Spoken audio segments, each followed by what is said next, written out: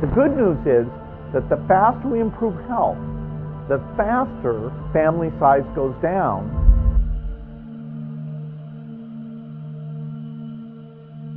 Last day in government for Elon Musk, who showed up to the Oval Office for some kind of send-off with a black eye.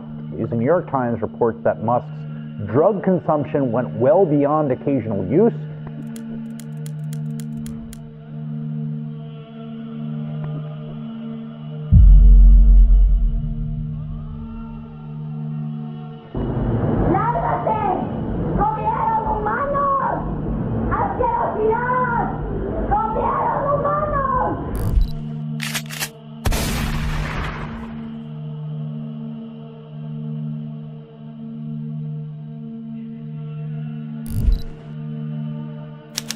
January 2026 US department of justice কর্তৃক release করা হয় 3 million page সম্বলিত একটি document, যার সাথে 2000-এরও অধিক video এবং 1.5 লাখেরও অধিক ছবি সংযুক্ত ছিল।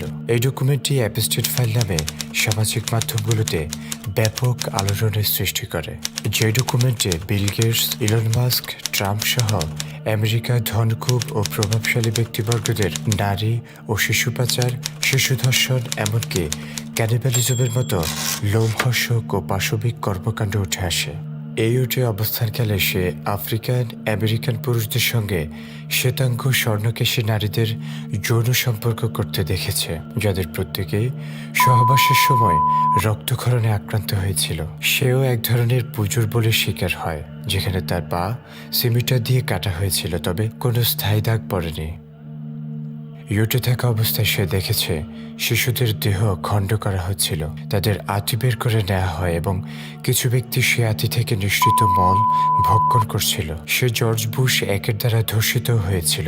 ডোনাল্ড ট্রাম্প প্রেসিডেন্ট মারালাগোতে ক্যালেন্ডার গার্লস নামে একটি পার্টির আয়োজন করত, যেখানে জেফ্রি অ্যাপস্টিন বাচ্চা মেয়েদের নিয়ে আসতো আর ট্রাম্প তাদের নিলামে তুলত।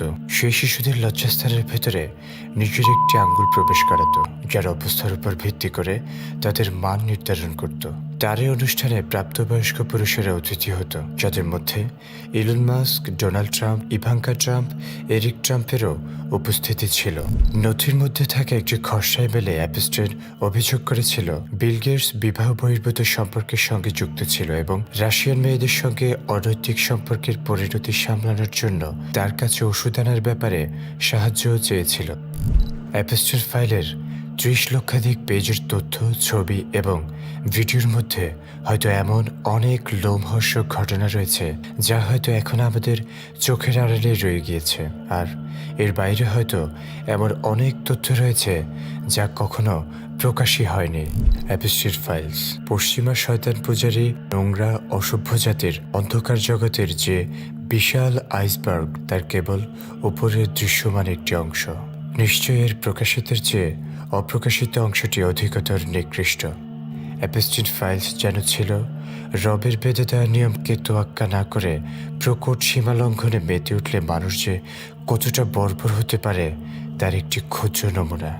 অ্যাপস্টেন ফাইলস যেন ছিল স্রষ্টার বিধানের পবিত্রতাকে হেয় করে যারা কৃত্রিম মানবতার সবক দেয় তাদের মুখোশের অন্তরালে লুকিয়ে থাকা শয়তানি হাসির ক্ষীয় বহিঃপ্রকাশ। বিশ্বের পুরো মানবজাতি না হোক, অন্তত কি মুসলিমদের বুঝ আসবে না? এই শয়তানদের বিধানে কখনোই কল্যাণ থাকতে পারে না। এই শয়তানদের সৃষ্ট সিস্টেম হোক তা মানবাধিকারের নামে অথবা গণতন্ত্রের গানে, তা কখনোই ইনসাফকে বহন করতে পারে না। তাহলে এত কিছুর পরও কিভাবে আমরা রবের ঐশী বিধানকে এড়িয়ে চলতে পারি? নিশ্চয়ই ক্ষতিগ্রস্ত তো তারাই, চোখ থাকতেও যারা অন্ধ।